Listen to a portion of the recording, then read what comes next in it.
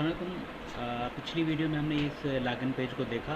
ये एक admin dashboard का लॉगिन पेज है। लेकिन एक आम यूज़र अगर होगा वो भी अगर क्रेडेंशियल्स यहाँ पे एंटर करेगा और वो लॉगिन होगा तो वो बेसिकली उसका रोल चेक होता है। अगर वो रोल एडमिन है तो वो डैशबोर्ड पे चला जाएगा, एडमिन के डैशबोर्ड पे। लेकिन अगर एडमिन डैशबोर्ड एडमिन नहीं है यूज़र तो वो वेबसाइट पे आ जाएगा। बहरहाल ये तो एडमिन डैशबोर्ड के लिए है कि मतलब मैं ये बता रहा हूँ कि दोनों जो है वो यूज़र्स जो है वो यहाँ से लॉगिन कर सकते हैं बेस्ड ऑन देयर रोल्स।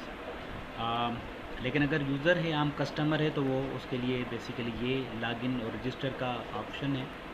यहाँ से एक ही पेज है, लॉगिन भी कर सकते हैं यूज़र्स और यहाँ से रजिस्टर भी कर सकते हैं। जब रजिस्टर करेंगे तो उनको तमाम जो डिटेल है वो ईमेल पे भी चली जाएगी। और अगर यूज़र रजिस्टर्ड है, जैसे ऑर्डर रिसीव किया है तो ऑटोमेटिकली उसका यूज़र अकाउंट बन जाता है। जैसे हमने पिछली वीडियो में देखा था, एक यूज़र हमने दिया था, ईमेल दिया था, तो उसका एक यूज़र अकाउंट बन गया था। देखें, अजीम के नाम से मैंने एक कस्टमर था, उसकी मैंने ऑर्डर किया तो वो उसका बेसिकली ईमेल मैंने अपना दिया था। तो अगर मैं इसको यूज़ करते हुए मैं लॉगिन करूँ तो भी मैं कर सकता हूँ। यहाँ से रजिस्ट्रेशन भी कर सकता हूँ या कोई किस एडमिन पैनल से भी यूज़र अकाउंट बनाए जा सकते हैं। तो इसका पासवर्ड जो है यहाँ से हम कॉपी कर लेते हैं। ये ऑटो जनरेटेड पासवर्ड है, लेकिन अगर यूज़र खुद देना चाहे या चेंज करना चाहे वो भी कर सकता है। तो हम इसको यहाँ से लॉगिन करते हैं।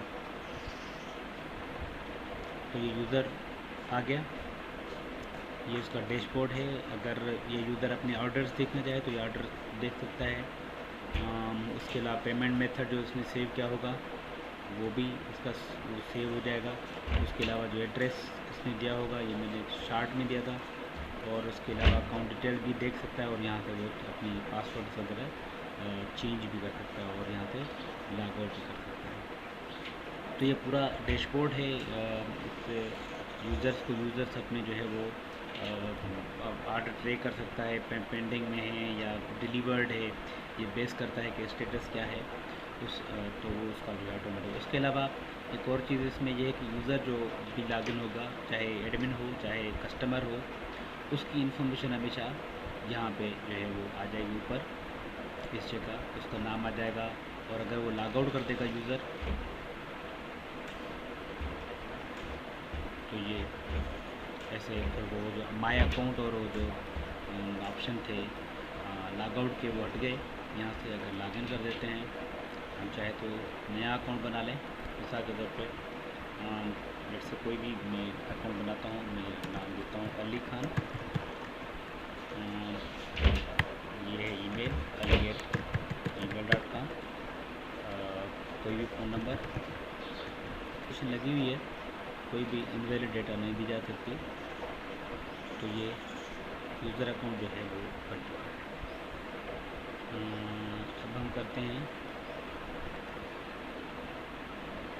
यूज़र था हमारा वो था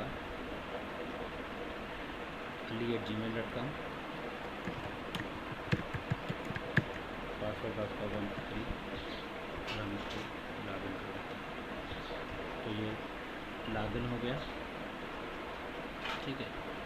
तो इस तरीके से ये ऊपर आ गया। अगर माय अकाउंट पे क्लिक करेंगे तो भी ये यहाँ से भी अगर होम में चला जाता है और वापस माय अकाउंट पे क्लिक करें यूज़र तो वो अपने अकाउंट में आ जाएगा। तो ये जो मतलब प्रोडक्ट्स वगैरह हैं वो जैसे मैंने ऑलरेडी बताया कि ये डैशबोर्ड से एडमिन ही इंसर्ट करेगा। और अगर प्रोडक्ट अगर कोई स्टॉक में नहीं होगी तो उस पर जो ऐड टू कार्ट या विश लिस्ट के ऑप्शन जो है वो अपीयर नहीं होंगे। मिसाल के तौर पर इसके लिए हम शॉप पे चले जाते हैं और अब देखें कि ये जो प्रोडक्ट है आउट ऑफ स्टॉक है, ये भी हमारे स्टॉक में नहीं है। ये भी आउट ऑफ स्टॉक है। क्यों?